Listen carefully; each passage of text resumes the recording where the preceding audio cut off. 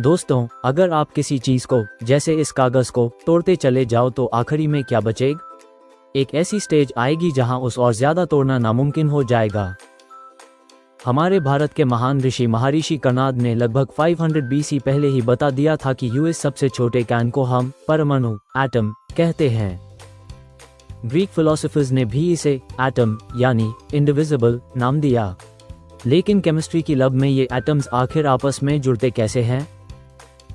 आज हम इसी के पीछे के दो सबसे बड़े लॉस को एकदम आसान तरीके से समझेंगे। बेशक सबसे पहला कानून दिया था एंटवान एल लवोइजियर ने।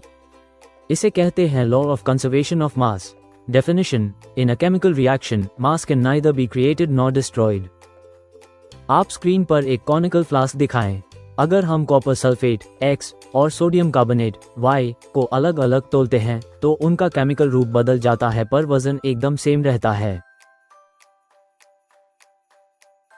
अगर हम कॉपर सल्फेट X और सोडियम कार्बोनेट Y को अलग अलग तोलते हैं और फिर उन्हें आपस में मिक्स कर देते हैं तो उनका केमिकल रूप बदल जाता है पर वजन मास एकदम सेम रहता है। ए फ्लैट आते हैं दूसरे लॉ पर, जिसे प्रूस्ट ने दिया था, law of constant proportions. In a chemical substance, the elements are always present in definite proportions by mass. चलिए पानी H_2O का एग्जाम्पल लेते हैं। अगर आप 9 ग्राम्स पानी को तोड़ेंगे तो उसमें से हमेशा 1 ग्राम हाइड्रोजन और 8 ग्राम्स ऑक्सीजन हाई मिलेगी। दोस्तों, अब मिलते हैं इस कहानी के सबसे बड़े हीरो से, जॉन डाल्टन। डाल्टन का जन्म 1766 में इंग्लैंड के एक बेहद गरीब बुनकर परिवार में हुआ था। अल्हम्दुलिल्लाह, उनकी सबसे बड़ी कामयाबी 1808 में आई जब उन्होंने अपनी एटॉमिक थ्योरी दुनिया के सामने रखी। डाल्टन ने एटम्स के बारे में 6 सबसे बड़ी बातें बताईं जो आपको एग्जाम के लिए याद रखनी है। सारे मैटर छोटे छोटे कणों से बने हैं जिसे एटम कहते हैं। एटम्स इंडिविजिबल हैं, यानी इन्हें केमिकल रिएक्शन में ना तो बनाया जा सकता है ना खत्म किया जा सकता है। लॉ 1 प्रूफ: एक ही एलिमेंट के सारे एटम्स का मास और केमिकल प्रॉपर्टीज एक जैसी होती हैं।